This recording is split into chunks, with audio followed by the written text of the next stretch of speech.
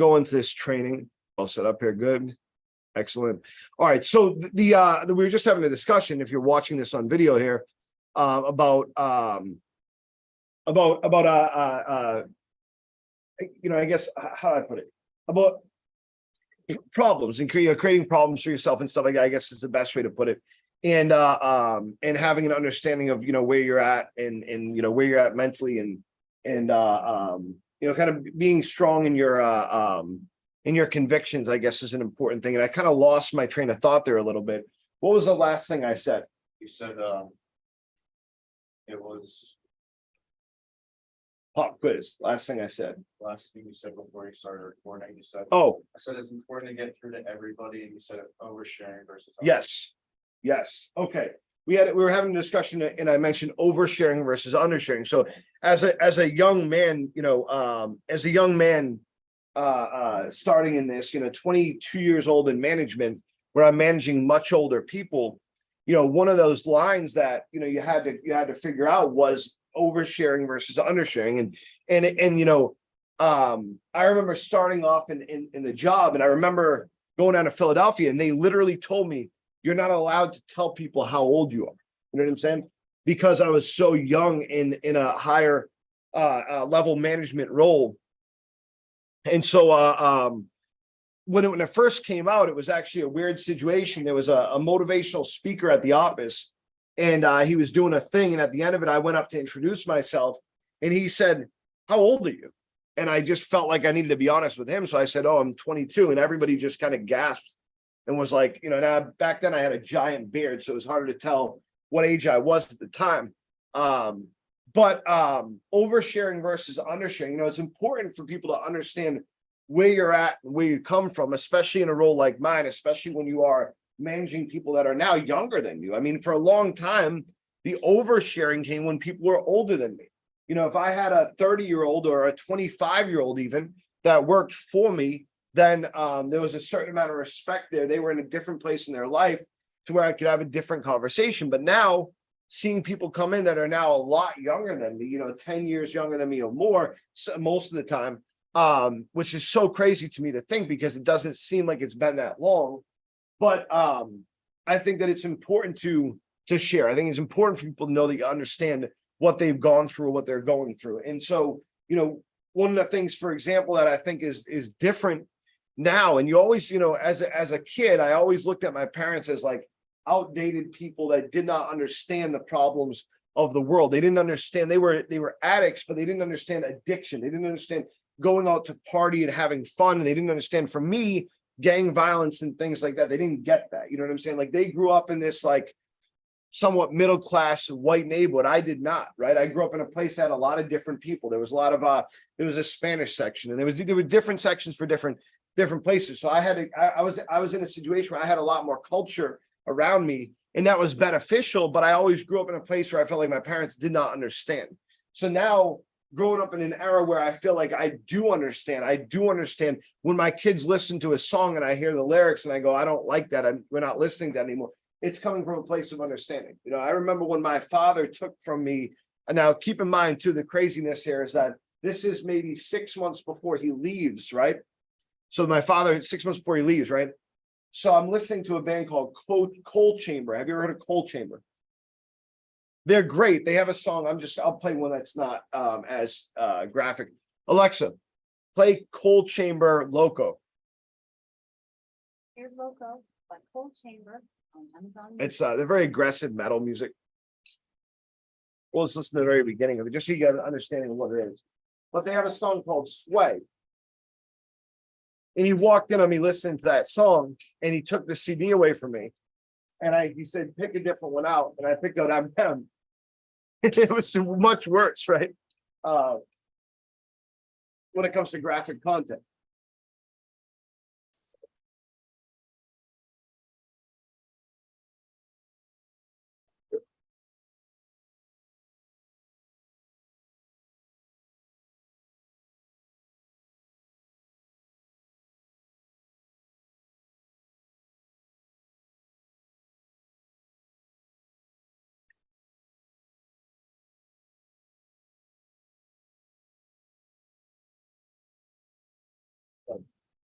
Yeah, it's good stuff. Alexa, pause. Alexa, stop. Alexa doesn't like to listen to that. Feels like we're just gonna do less than- Yeah, probably. So the like I remember taking away that album, and I'm just you think about the irony of you take away this album from me that says the F word a couple times, right? And you can barely understand it because it's like metal like that, and you replace it with a CD that involves hating your parents, heavy drug use and violence, and then you leave your son in a place where there's drugs everywhere, and you take off for 7 years. It's like it's so crazy when you think about it, right? When you start to like peel back the layers, they're like, wow, that's like a setup for success, right? Oh, here's this album that's going to explain to you the rest of the next 7 years of your life and how not to deal with it properly because I didn't want you to listen to the F word. Here's that album, and now I'm going to leave you to your own devices. And 6 months later, I was a cocaine addict, 11 years old. Like what the hell are you doing? It's crazy, right? But there's value to lessons there for sure. You know what I'm saying? There's value to those lessons there. But I think it's just an interesting dynamic, to create for a child in their life. And it's tough. It's tough as parents. You grow up and you realize it's tough. And this is important to the training too. You realize it's tough as parents to make your kids happy sometimes, right? You have to, as difficult as it can be, make sacrifices in your own life to make your kids happy. And then you have to go, okay, well, shit, if I'm not making myself happy, how can I really make my kids happy? And it's a very difficult dynamic because there's so many different layers to it. I'm not going to share for other people, but I know that a lot of people in this company I've had conversations with that have gone through the same thing in a different way for me. But like, it's very difficult. You go as a parent, you go, okay, do I, in this situation, any given situation, and it could be anything. It's like the smallest thing in the world, right? Like when I go home at night, do I play a video game or do I play with my kids? Well, I hate playing with Barbies. I don't want to play with Barbies. I'm not good at art. I mean, I'm still here with my kids. How do I balance that out, right? Simple thing. But, my mother, the one thing, she's an extreme alcoholic. She's sober now, 2 years, almost 3. But she was training to become a teacher when I was a kid. Like my earliest memories are her going to college and working at a liquor store and drinking all night, right? But the one thing I can say for her is that because we were in such a kind of a crappy environment, she would do all of her studying at the library. And so she would bring me and my sisters to the library like every day. So every day we go to the library, and so every day we'd have this reading reinforced. And the library had different programs. And, that was when people went to libraries. Now people don't really go to libraries, but they had reading programs and you'd have a dozen kids there. And then at the end of the reading program, all the kids would go grab books and they'd start reading them. And so I was reading, full on novels by the time I was like 8 years old. You know what I'm saying? And by the time I was 11 or 12, I was reading, books that I probably shouldn't have read at the time that were very long books. I read Helter Skelter when I was between 11 and 12 years old. You know what I'm saying? The book about Charles Manson.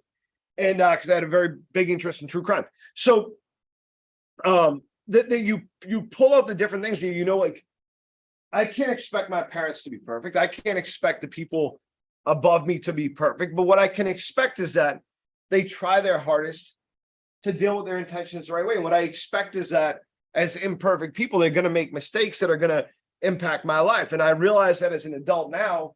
My sister on the flip side never got to realize that. She never realized that she hates my parents. She hates me. She hates everybody in our family for nothing. I mean, she hates the world. She's extremely negative person, extremely vindictive person for no reason. And she'll make up these crazy stories. I mean, she'll tell people like my mother used to leave us at home for hours alone and this and that. It's not true. Like I was there. I was older than you by 4 years. I remember this. It's not true. You know what I'm saying?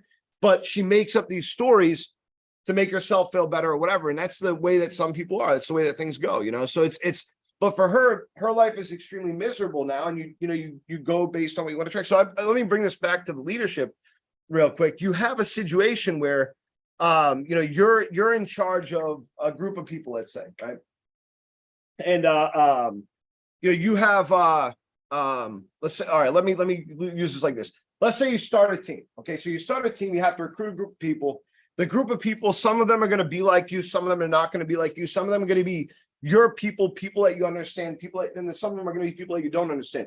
In a job like this, most people are going to be a similar age. You're going to have people that are typically between the ages of, I don't know, 18 to 25, but there's going to be outliers too. There's going to be people like, Adam, for example, who's a bit old. I mean, he's, in his 40s. We have Scott, who's 37, right? So you got people that are a bit older. Seth, who's 56. Right, Seth? Love you. Yeah, you didn't know Seth was 56? Oh, Yeah, looks pretty good for 56, right? yeah. Yeah. That's crazy, right? He's younger than me. Dude. He's younger than me. He's not 56, but he's got gray hair. That's why that's the joke. I thought that was like fucking dye, though. Oh no, do you dye your hair, Seth? Sure don't. Started when I was 12. That's crazy. You were 12 walking around with gray hair. Yeah, buddy. That's nuts, man. That's nuts. So but that's great. I want to know why that happens. I'm gonna have to look that up later. Either way, so you have people that are going to be like you, people that are not going to be like you. You're going to have people that you don't like, and they're going to be on your team, and you're going to have people that you do like. You're going to have people that you get along with, people that you don't get along with. The team dynamic is difficult to understand sometimes, but you have to create culture. So you have to have a list of things that are non-negotiables, right? So I bring this back to the story I was just telling about my parents. Okay, what were the non-negotiables for me? Okay, what's that? What's that? Go Bucks. You said your dad didn't like the F word. Well, no, I mean for me, Oh, you as a parent. for me to accept my parents, to accept the issues that they had, right? So you're gonna make me screw up my spelling here, man. My father had a lot of rules. And then, again, the dynamic, you think about this and you think about leadership and what I've learned from my father had a lot of rules that he only cared to enforce when he was around, which wasn't very often, right? So, for example, we would have an extremely, extremely strict bedtime, but it didn't exist when he wasn't there. And he was at the bar most nights till 3 o'clock in the morning. So my bedtime would fluctuate from when he was home, once or twice a week from 8 o'clock at night, because he didn't want to deal with us, to 3 o'clock in the morning, because my mother, needed to go upstairs and was like lighting the house on fire with a lit cigarette, passing out, right? So the fluctuation in rules really screwed us up too. I think the drinking was the hardest, because you can change the dynamic in a household. Let me give an example. Like, so here's a good one. Here's a positive one. Let's do that. Okay. One thing that I had that none of my friends had, right? We had the same relative income level, which is unfortunate when you hear what I'm about to say, but we went to the same schools. We had, they actually had more parenting than I did. I was the only one. I would go out at 15 years old. And again, strict bedtime at 13 or 12 or whatever, right? I had to be home by 8 o'clock, whatever. Then all of a sudden I'm at 15, I'm out all night, passing out in puddles at the end of the road, drunk at 15 years old. And here's the deal is that I remember being the only one, right? I get kicked out of high school and I go take a bunch of whatever, and I'd be up all night roaming the streets alone because everyone has to go to sleep and go to school, right? And so I bring that up because it's like, and it's the extreme of rules. So when people wonder, like I picked the lifestyle I wanted, right? That's what I did at the time. And it wasn't because I hated my parents or whatever. I picked that lifestyle because it was fun and because it made me feel like I was something, because I was part of a group and I could be an influential part of that group, and I could influence other people what to do negatively or positively. It didn't matter what to me at the time, but negatively or positively, I could interact with that group and influence them. So that's why I like the lifestyle but it was a choice. I could have went home at any time, if I just wanted to follow the rules, but they were not enforced. My mother would wake me up in the morning for school and 7 o'clock, whatever. And I'd be like, yeah, I'm not going. And she'd go, okay. And then she'd just go to school to her work, she became a teacher. But the thing I had that my friends' parents, all of them never had, was both my parents worked. And I knew both my parents worked, and they worked very, very hard. And so that was the thing I had. And number two, they blamed me for everything. everything. I remember getting arrested with two of my friends, and I remember our parents standing there, well, my mother and their mother standing there. And I remember my friend Angel's mother going, oh man, F the police did X, Y, and Z, and the police had beat me up pretty bad that time. This was not the time they really beat me up. They beat me up pretty bad. And so, you know, she was all mad about that or whatever. And then my other friend's mother was there, and she's like, oh, well, your sons are corrupting my son and this and that or whatever, not understanding her son was the worst. And by the way, too, is a crack kid living in a tent right now. I saw him not that long ago. I'm surprised he's still alive, to be honest with you. But this is the difference. My mother was like, you're an idiot, you're a scumbag, you deserve to get beat up by the police. Like that was your fault. You know what I'm saying? Which was true. I wasn't exactly arrestable. You know what I'm saying? Like I was not exactly like, oh yeah, sure, here, go handcuff me. You know what I'm saying? So I deserve what I got, you know, but it was always enforced all the time. So from a young age, I never had those issues. And so at an older age, I was able to take responsibility. And again, when you look at this group of friends, right? My friend Angel, I love him. He's my best friend in the world. He got pushed off roof and killed back in 2018. You know what I'm saying? A 5-year-old daughter just finally got his stuff together, but he got into a fight on the top of a roof when he was doing a roofing job, like an industrial, like commercial roofing job. And was pushed through the skylight of the building that he was in, leaving his 5-year-old daughter and his fiance. My best friend Moses, right? One of my best friends. He's you know, we're in our 20s, and he's deciding to go get ecstasy, and he calls me. He wants some, and I said, no, I can't. I can't do. I don't get involved in that anymore. And he goes to meet up with two of my other friends who were in their 20s as well, one of which was in college at the time, and they shoot him and kill him for $150 worth of ecstasy, him and his friend, right? He also had a 2-year-old daughter at the time, right? Or my cousin, for example, who was a very good person, just got his life together, but his best friend, one of my foster brothers, essentially, calls him and says, hey, I need your help. Come down to this area. And he, as a good person he walks down, but he's walking down to fight. He's, you know, this guy needs his help. So he's walking down. The guy goes up behind him and shoots him in the head with a 45. Okay. His best friend in the world, right? Over a girl. You know what I'm saying? And you know, those 3 people that I lost there, right? I mean, all decisions that, like, this is all, you know, I watched people make decisions, but the way I always looked at it, instead of going, you know, oh, well, of course it's the guy's fault who shot him. Like, I mean, he's in jail for it. But instead of going, okay, well, what happened to this person? I could examine, what did this person do that did not prevent this? Not what caused this, but did not prevent this from happening. And then I could adjust my life based on that. So whenever all this stuff happened, especially those two, that my cousin and my friend that got killed back in 2011, the company, you know, and the people that were around, they saw this start to change me.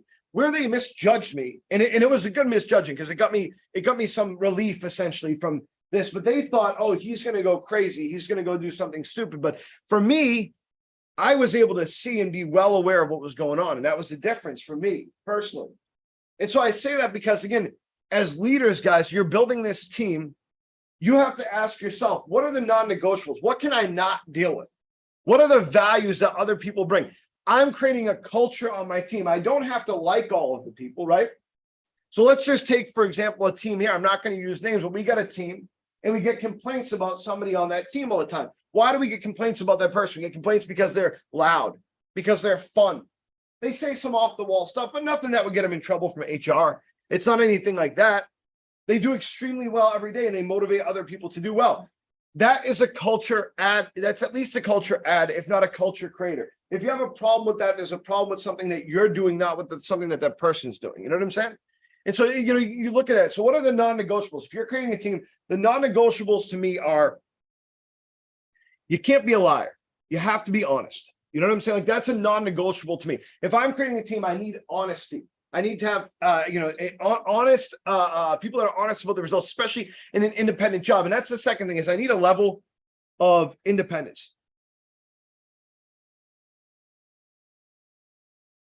Okay. What are some other non-negotiables you think? If you're building a team, what are some non-negotiables for you? Go ahead. Either disrespect or lack of respect. Okay, so you have to be, yeah, essentially you have to have respect for people around you. Okay, what else? Non-negotiables.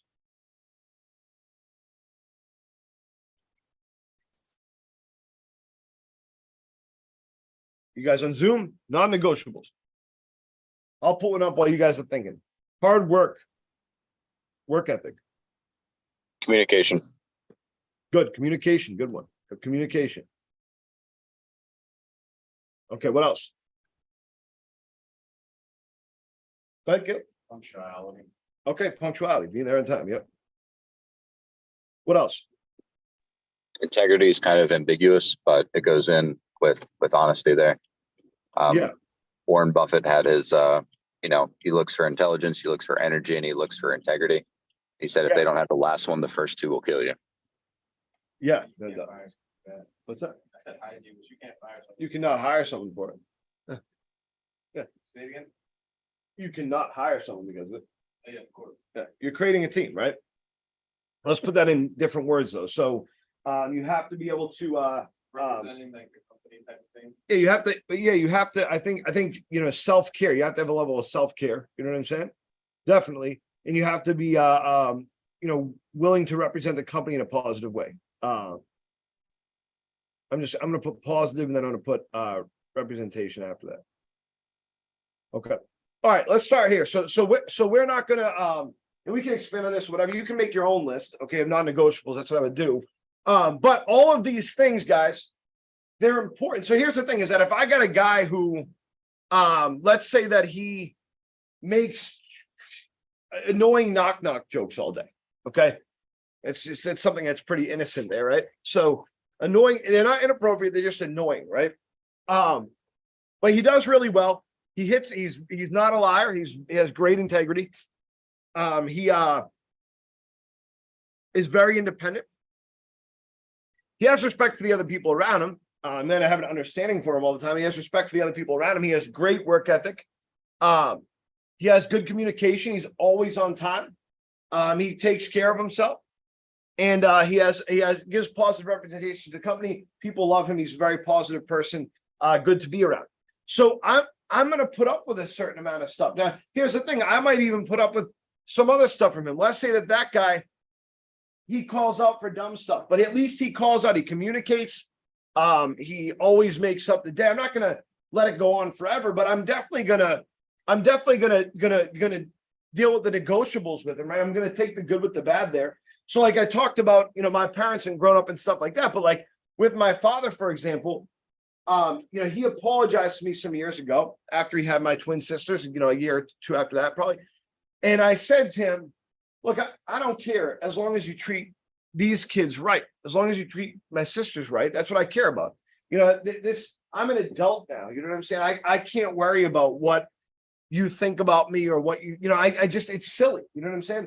But, as long as you treat my sisters right, and he's been a great father to them. Take, for example, my other sister's point of view.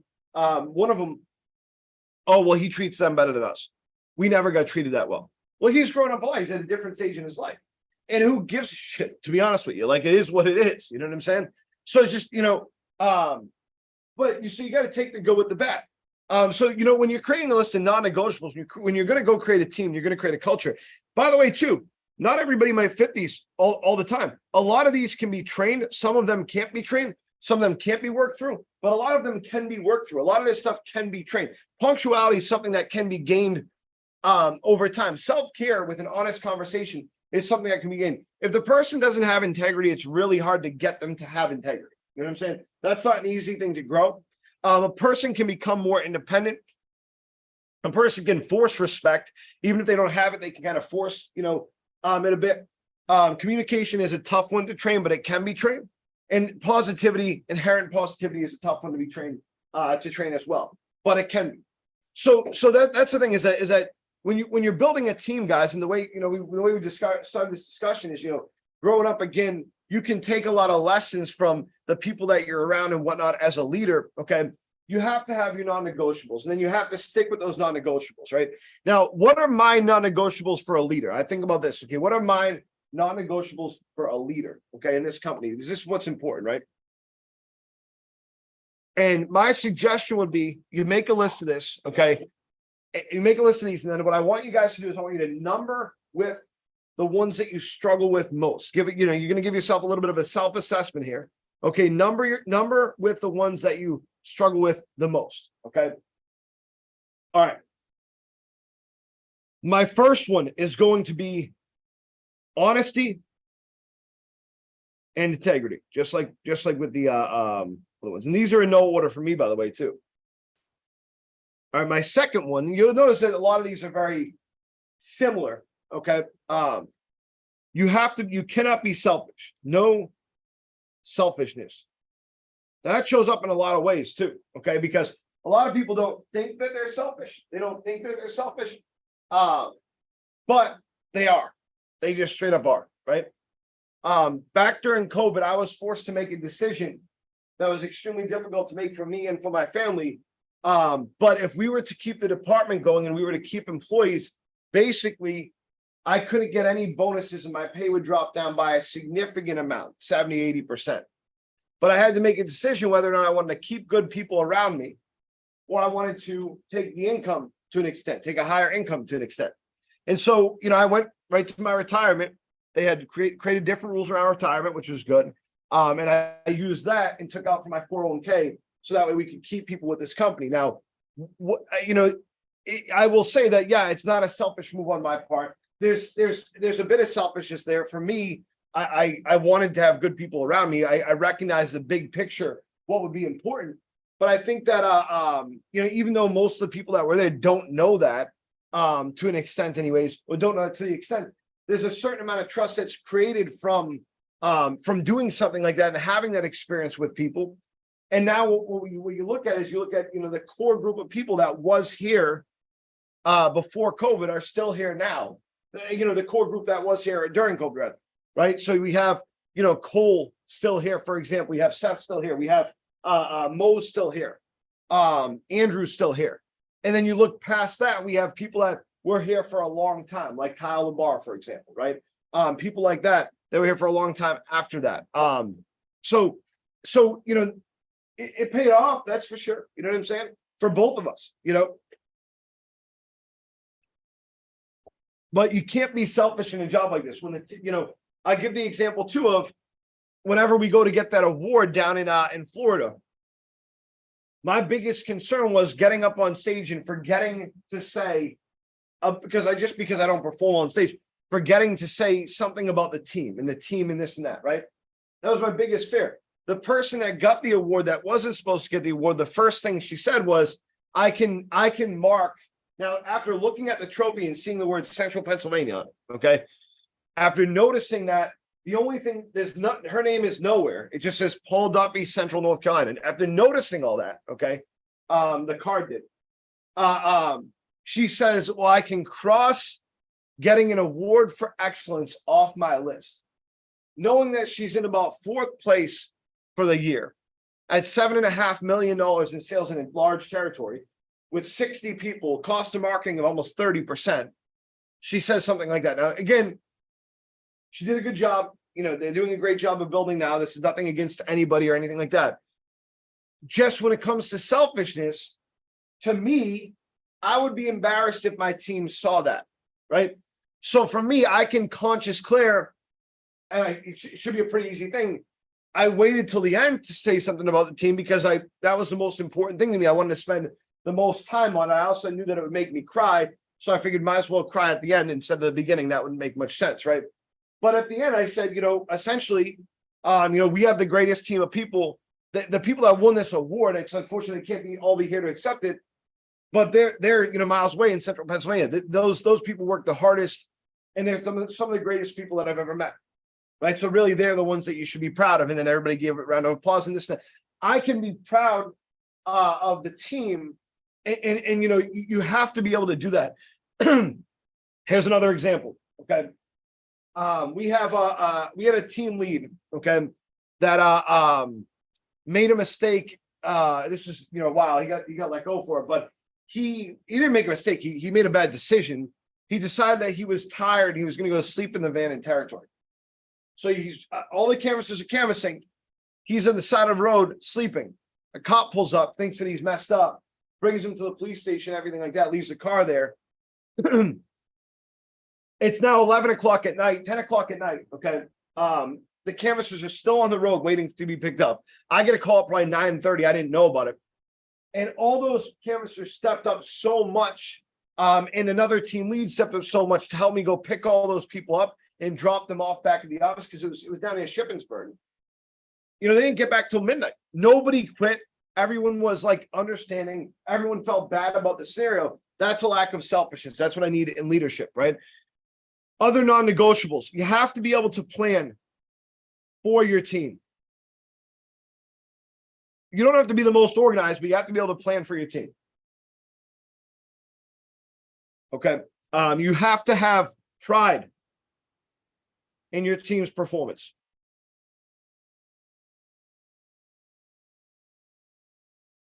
You have to have pride. You have to. You can't not have it and do well because you have to be able to say, okay, you have to be able to set a goal and achieve it. If your goal is just income, this is what happens when people don't have pride in what they do. Their goal just becomes income. That's it. That's the only achievable goal, right? Because when you think about it, right, if I want to be the best, okay, if I want to be the best, then I'm going to have that. That means I inherently have pride. Why would I care about being the best if I didn't have pride in what I was doing? What would it matter? What would it matter, right? So pride is very important. You want to make sure pride is important. Ownership is another thing. Accountability.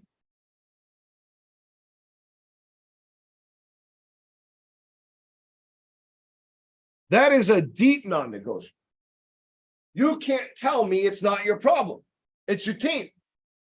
It's my problem. If I feel bad when something in the department happens that I have very little to do with, that has very little to do with me, that maybe I couldn't control. People don't understand a lot of times. I remember sitting down with somebody, some weeks ago in here in Central, a team lead, and I got really aggravated with something because what happened was something happened. They screwed it up. Okay. It had nothing to do with me. I could not do anything about it before they screwed it up. However, it's my job to manage and lead that. And if I taught you so poorly that you think it's acceptable to do X, Y, and Z, I failed in my job. Okay. You can't give people, you have to be able to, give a level of independence, and ownership is important. I give an example too. Some years ago, there was a person that a team lead, we're in a meeting. And I said, so how did you guys do yesterday? They said, oh, we did great. We got X, Y, and Z. And I said, oh, how'd you do it? And they said, oh, just good luck. Their entire team's right there. Right? I'm like, that irritated the, okay, cool. It was luck. So what that tells me is that when you fail, it's going to be luck or lack of luck, right? Bad luck, right? No, you got to be able to take ownership and accountability. You have to be able to do that. And then you got to have action. You got to be a man of action. You can't be a man of no action. You have to be a man of action. What is in front of me? What do I need to do? Do it. Just do it. The job is there. Just do it. Right. Bill Belichick, I know he's a very famous coach. I know people got mixed opinions on him and this and that. But if you remember, his adage has become over the years, do your job. Do your job. That's like the team's motto. It's everywhere in their business. Do your job. Right. And you got to be a man of action. You can't be a man of a lot of plans and no action. Plans are important. Action is even more important. So I'll stop there. I want you guys real quick to number those based on what you feel you do best with and what you feel you need to work with. So your strongest one should be the last one. Your weakest one should be the first one.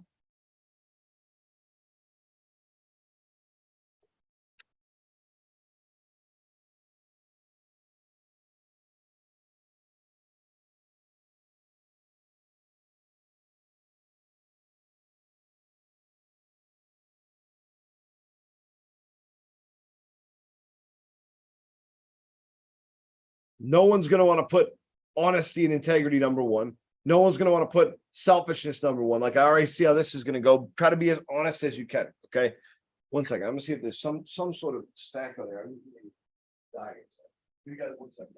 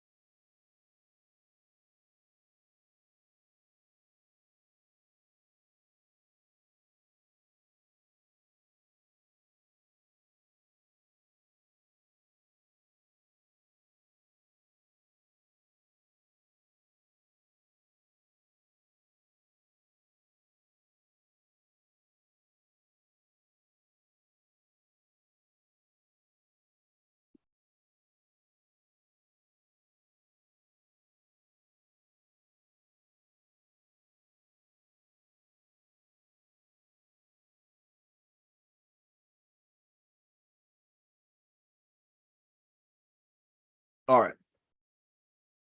So we're gonna go over what I want you guys to do with that list here soon. There's another list that we're gonna make. And it's the responsibilities of a team lead. Okay. So, and this is I'm gonna try to get as deep as I can get here. We're doing the same thing. I want you to number them when we're done, based on what you need the most work on, you feel like, and what you know the most about, you feel like. Okay. We'll start with the simple ones. Okay. Driving out the team.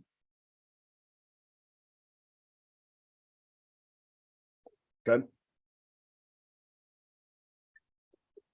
Scouting maps.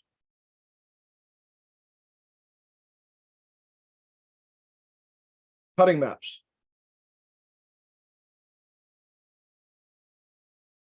Looking at the numbers.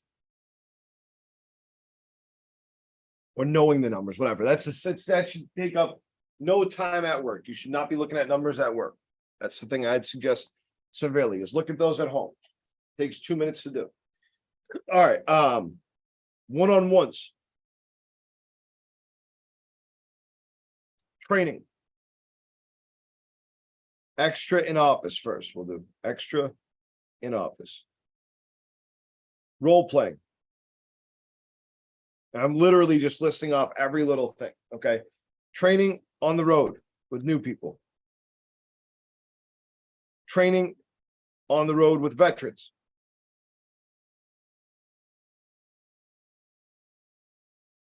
Okay. Recruiting. We'll do phone interview first, phone. And then we'll do interview after that. We'll do after that, we got discipline. Team meetings.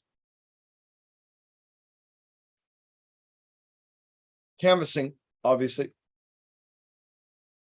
Script and rebuttals. So we get a lot here. Here's what I'm going to do instead, because it's going to be a pain for you to go 1, 2, 3, 4, 5, 6.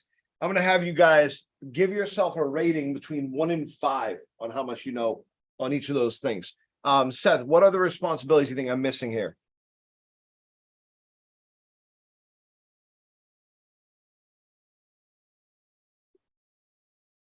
Going once. I'm here. I'm just looking through it. It's just canvassing script proposal. That looks pretty comprehensive to me. Yeah, a little bit, maybe even too comprehensive, right? Okay. All right, give yourselves a grade on those between 1 and 5.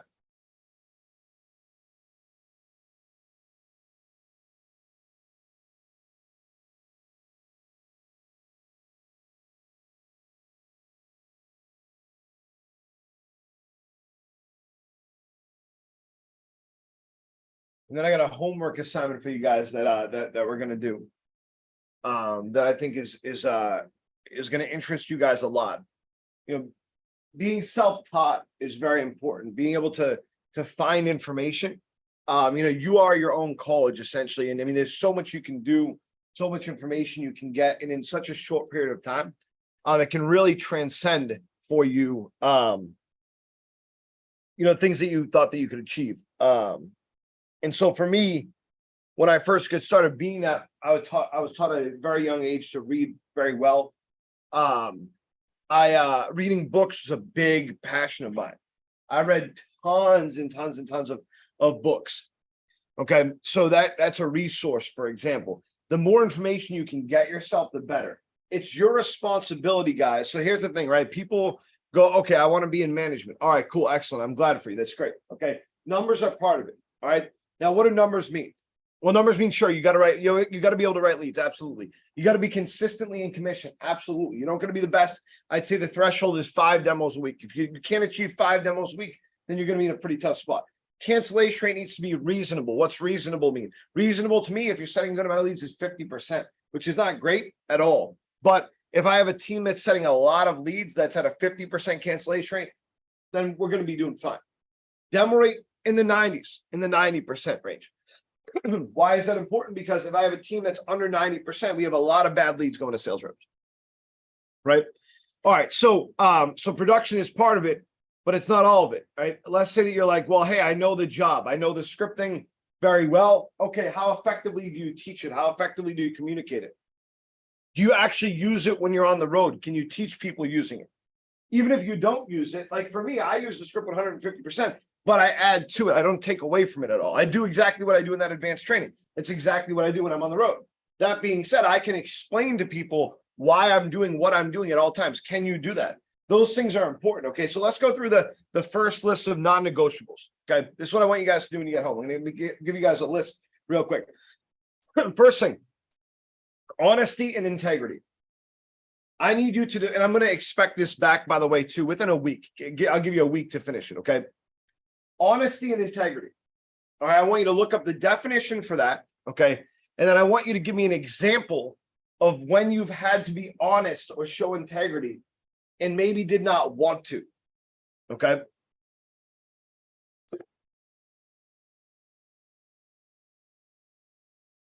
It doesn't got to be at work. Can be. Selfishness. I want you to give me the definition of selfishness. Look up the definition of selfishness. Okay. And then I want you to write down why you don't think, if you don't think you're selfish, why you don't think you're selfish. There's going to be an example.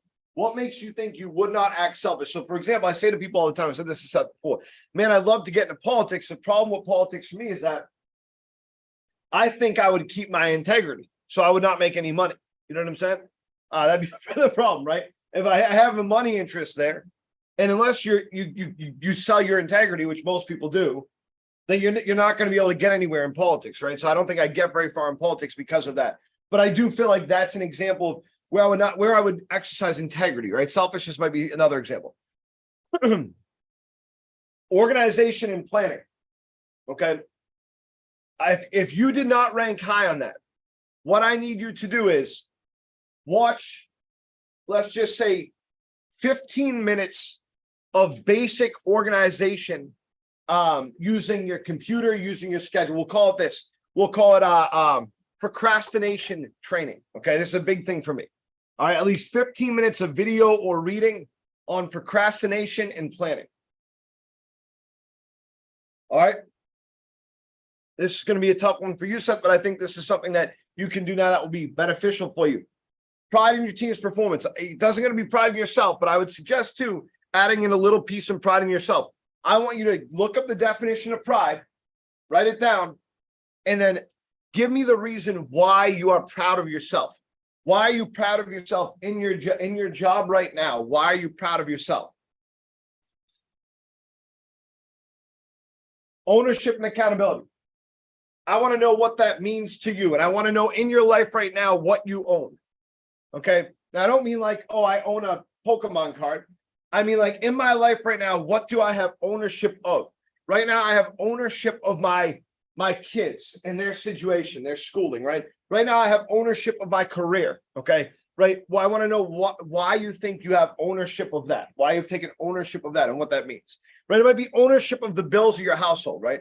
So my wife has ownership of the savings account because I can't, right? So that would be something she could write down, ownership of the savings account and why, right?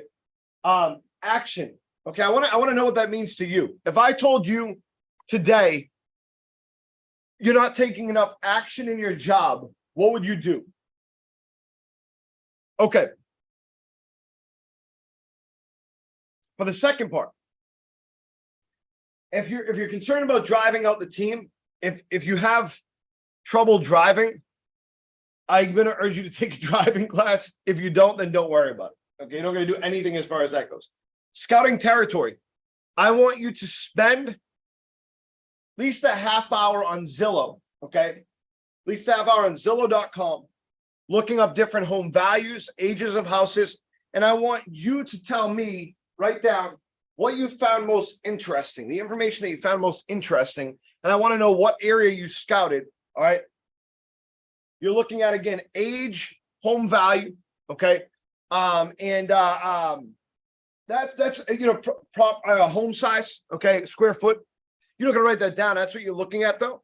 And I want you, and you can look at other things too. What do you think would be important there too? That's something that you can answer. Okay, let me see here. At the numbers, okay, cutting maps, don't worry about looking at numbers right now. Anyways, that's something that you can be taught. Looking at numbers. All right, I need you to drill down into your numbers. I want to know what your the amount of leads that you've written in the last, get this, okay, in the last 4 days. Okay, in the last 5 months. And then get this. In the last 96 days, specifically, I want to know how many leads you've written. I want to know the amount of demos that you've had. I want to know your demo rate. Okay, the amount of no demos that you had is fine too, or not homes. Not homes and no demos combined will go. And the amount of sales that you had. So last 4 days, 30 days and 96 days. Yep, the last 4 days, the last 5 months, in the last 96 days specifically, 96 days.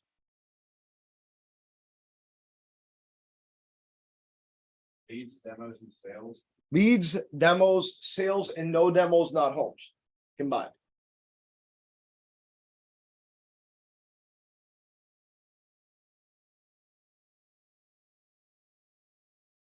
I'll make sure you guys that are here right now have access to the marketing report so you can see that easier as well.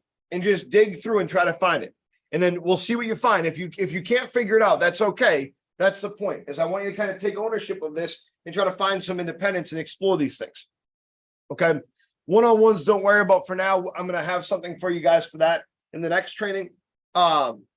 Training, extra in-office training and role playing. My goal for you this week is spend a half hour. Okay. And I want you to write down who you spend it with. A half hour role playing with another person. Okay. Playing customer for the other person. And I want to know what objections you gave them.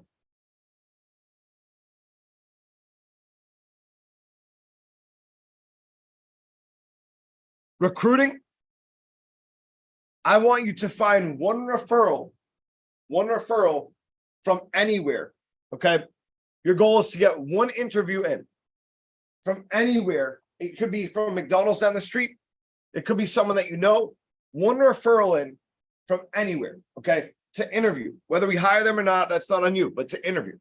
So if it takes you 2, if it takes you 3, fine. This is my goal, is I want you to get one referral in. It's such an important part of the job.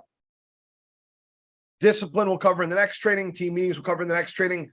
And then the script and rebuttals, what I want you guys to do is just make sure that you spend at least a half hour this week studying just the core script and the core rebuttals. Just a half hour this week doing that, okay? And all I want you to do for me is write down what time and day you did that, okay? A half hour just studying the script and rebuttals. So here's the deal, is that you want to start to discipline yourself to take action. All these actions I just gave you, most of them are pretty simple shit, right? And most of them, by the way, some of them are somewhat irrelevant, like studying the script for a half hour. You should be doing that anyways, right? But the idea, guys, is that when you're learning, when you're going through a learning experience, a lot of times you have to take ownership of the process, okay? You have to.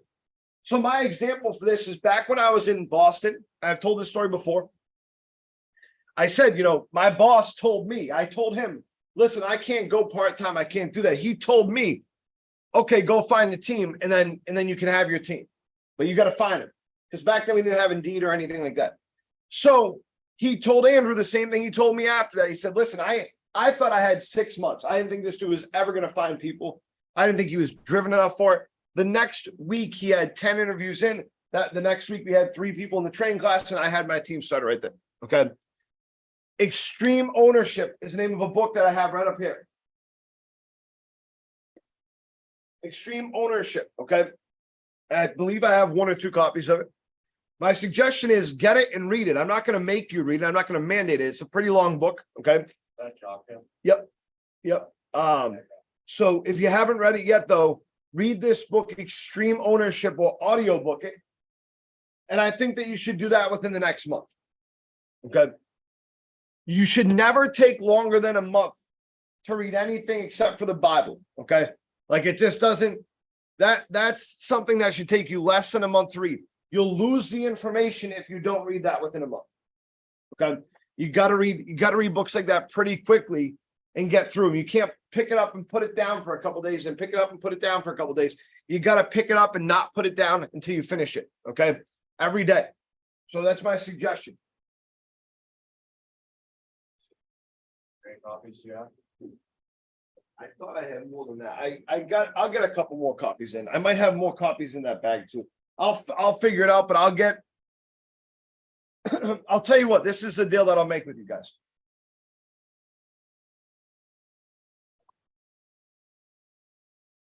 This is the other book here. Okay, this is by Jocko as well. All right. The first person that finishes reading Extreme Ownership, I'll give this book to for free. Okay, so get that book, Extreme Ownership. The first person that finishes that, this is a $30 book. I'll give this book for free to the first person that finishes that Extreme Ownership book. Okay, so get that one yourself, read it, and then the second one I'll give to you if you finish reading that one, the first person. Okay. All right, guys. Any questions? No. All right. So the purpose of this training, we've gone through so many, so many different things. We could break down and go through mapping. Sure, we could do that. That's boring stuff. That's stuff that actually I enjoy it. But that's stuff that you can be taught. To me, that's stuff you don't need to learn until you have the role, right? There's behaviors that you have to learn, right? So Chadwick always says manage the behaviors. Managing behaviors can be a good thing and bad thing. Managing results is very important. But there are behaviors that people can have that inherently are bad for a job like management. And it makes it really difficult. What I can say is that we're pretty good at picking people for management. We're pretty good at that at this point, only because we've experienced a lot of failure at it in the past. So what I mean by that is you can't get everything right, but you got to try to know when people are ready. And how do you know that? You know that you could break it down to maturity level. I think that's the biggest thing is maturity level. And maturity level can be measured in a bunch of different ways. The biggest thing is how that person handles adversity. That's going to really make that person either great or not. And the reason why I say is because you can see this. Let's just take Mo up in Altoona there. Okay, Mo up in Altoona. When he starts, he goes into a situation where we hadn't really had management in that office for a couple of weeks or a couple of months. I think it was a couple of months. So he goes up there, and there's people up there, there's canvassers up there, but there's not really management up there. And he doesn't have a ton of experience. He ran a team for a little while, but he had a lot of problems, a lot of issues that I'd say are important. He was very honest, very open, things like that. But he can be an asshole. You know what I'm saying? And he still can be. And that can be an issue because you have to, the way you talk to people is important. I mean, there's been times where I'm on the phone and I'm like, dude, I'm hanging up the phone with you. I'm not going to talk to you like this. You know what I'm saying? And because that can cause clashes for people. That being said, he goes up there and he had already had a wedding plan. So he goes up there and he's going to get married. Now he's going to have basically 2 weeks off. That's difficult. Your team can devolve, and it did devolve. I mean, he hadn't been up there for a long time. That's the way that it works. And then he was having a baby, same thing. Well, you can't control stuff like that. We can't say, no. Keep the baby inside you for a couple of months. That's not the way it works, right? But every time that something like that's happened, he's come back in a big way and hasn't quit. Now, this is a guy who came to me a couple months before COVID and said to me and Andrew, hey, listen, I don't think this is the job for me. I don't think canvassing is a job for me. I don't think I can do it. And I said, okay, well, let's take one more day to work together. Okay. On the road, because I think you can do it. And I went on the road with him for the entire day, and we did great. We got like 4 or 5 leads, and he's been there ever since. You know what I'm saying?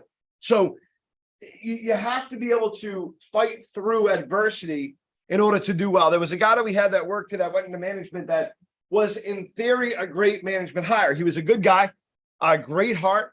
He cared a lot about people. He understood the job. He did very well with the job. He had no problem fighting through the adversity when he struggled canvassing in the beginning.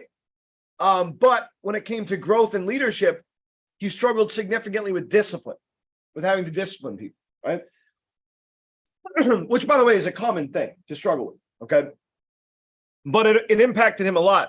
And he didn't last. I mean, as soon as he had to discipline somebody, he quit. He couldn't do it. like any discipline at all. Like, hey, listen, that's not the right way to do this. Let's make some corrections. I don't even call it discipline, right? That was a bad management hire for a very specific reason. Great guy, awesome person. Just wasn't the right hire for management. So you try to avoid these pitfalls. It's not always possible, but these things, guys, as you do these exercises, you'll start to see whether or not the management role is right for you, okay, or if it's right for you at this time. Because time commitment's the other thing. It takes time to make a team good. My thing I always say to managers is it's a 40-hour-a-week job after you get your team built. You know what I'm saying? But before you get your team built, by the way, you're always working on improving your team. But before you get your team built, it can be as many hours as you want. It's how long do you want it to take for you to be successful? How long do you want it to take for you to be comfortable? Right? If you don't want to take a long time, then you got to put in more hours. If you don't mind it taking a long time, then don't put in many hours at all, and you'll eventually get it. Okay. Not suggesting that. I'm just saying that's the truth, you know. Okay. All right, guys. I'm gonna let you guys go. I'm gonna get off this. I got a couple things that I got to finish up, a couple more meetings I got to do. So I will talk to you guys soon. But this will be up on YouTube as well, and I will talk to you guys later if we have no other questions. All right. Thank you, guys. I'll talk to you.